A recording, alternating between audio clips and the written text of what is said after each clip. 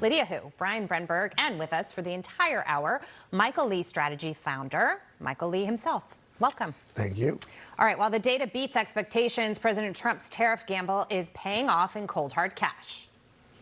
This year, the U.S. is going to take in probably a minimum of $300 billion of tariff income, which will bring, that's 1% in terms of the GDP. So I think we could substantially bring down our deficit to GDP. $150 billion in tariff revenue so far, with 300. Let's talk about some of the fresh data that we have, Mike, because I saw a GDP print, economy growing at 3% in second quarter. It was better than expected. Yet you've got a New York Times headline that says the U.S. economy slowed in the first half of 2025 as tariffs scrambled data. Make sense of this for me. Like, how do you, like, I don't know people that do, but how can you take the New York Times seriously? Okay, we had a small decline in the first quarter and then a 3% print this quarter, the first quarter that Trump's been president. We've had tariffs almost the entire time. How did tariffs scramble data? And I just think it's really hard for people to admit they're wrong. And when it comes to Trump, it's almost impossible for everybody, except for like Bill Maher, who basically was out the other day saying I was completely wrong about this. Right. Well, almost everybody was completely wrong about what these tariffs are going to do. This GDP report, and this is a good number, but it's in the past. I think the future's only going to get better. And like when you talk about what's gone underreported, in my opinion, is Lee Zeldin and the endangerment finding. The Obama administration ran a quick study and in 2009 awarded themselves the power to regulate greenhouse gases. Okay, now that that's going away, that can cost hundreds of billions of dollars a year out of the economy in environmental regulations. That's gone. Right. It's going to take some time for these things to kick in, as well as the other deregulation. But that's one of the largest deregulatory acts in the history of our country. In like all this foreign investment that we're going to see coming in, there's very little from data centers in this GDP report. You're going to start to see massive numbers in that. So the best days are way in front of us, not behind us. Yeah, remarkable when you think about it, what Lee Zeldin did at the EPA. Brian, to be lowered. The data tells you should lower the rates. I mean, I would take this as an American citizen, as a voter, as like a personal affront. It's an assault on Americans. The Fed is, so the neutral rate right now would be somewhere between 2 and 2.5%. That would mean where short-term interest rates are equal to the rate of inflation. And so if you look at where we're trending the last few months, we're right around that 2% number. And if Jerome Powell was out there at 2.75 and saying, hey, I'm going to be just a little bit restrictive because I'm nervous about the inflation spike we just had, then you could say, well, hey, these are wonky policy arguments. It's his job. You've got to defer to him because he's in charge. But we're not. They're off by 200 basis points. This is the most restrictive the Fed has been in this entire inflation cycle is right now. And why? Why? What is the difference between now and the rest of the cycle? Well, Donald Trump is president, right? You can cut 75 basis points to try to help Kamala get elected. All right, when inflation was almost a full percentage point higher, but now you are extremely restrictive, and you look at the housing problems, right? Well, so first of all, credit card debt is astronomical in this country. Auto loans are very, very high. All these things are linked to short-term interest rates. And so if the Fed was at 2.5 or 2 3/4 right now, the builders who are developing homes, they're not getting a 30-year fix, which is based on a 10-year treasury. A lot of that is based on 60-day SOFR, 90-day SOFR, 180-day SOFR, short-term rates that are very closely aligned to the Fed funds rate. So if you take 200 basis points off that cost, you're going to see a lot more supply, and a lot of these problems start solving themselves, plus carrying the debt. Okay, that your credit card rates, a lot of that is also linked to short-term interest rates. So the debt costs that Americans are feeling on an everyday basis is directly impacted by the political ambitions of the leftists sitting at the Federal Reserve. Yeah. All right. Well, let's take a look at stocks because we're looking at a Dow Jones right now that's just above. The regime's a little different right now, so they're going to play nice and they're going to say they're going to pull back on this stuff.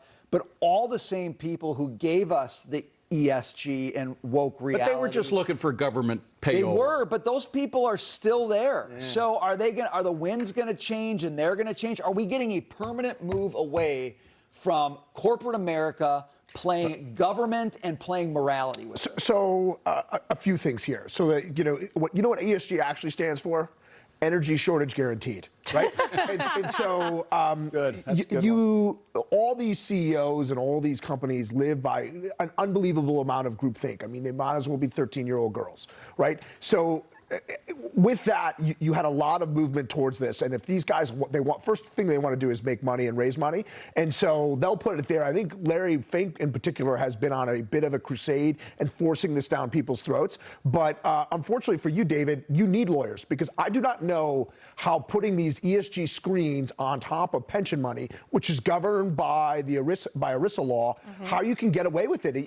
They need to be placed in the best investments possible. And these social screens had no value, and they never have. That being said, if you're out there and you're some bleeding heart liberal and you want to be in these ESG products, they should be available to you, but it can't be put in people's retirement plans. And if you're a fund options or you're the fund provider for the 401k plan for the state of Texas or the pension plan for any other state, how you are not operating by that fiduciary standard, there's no cutout. But Mike, the market you have to admit, the market is finding out. Which is like a theory.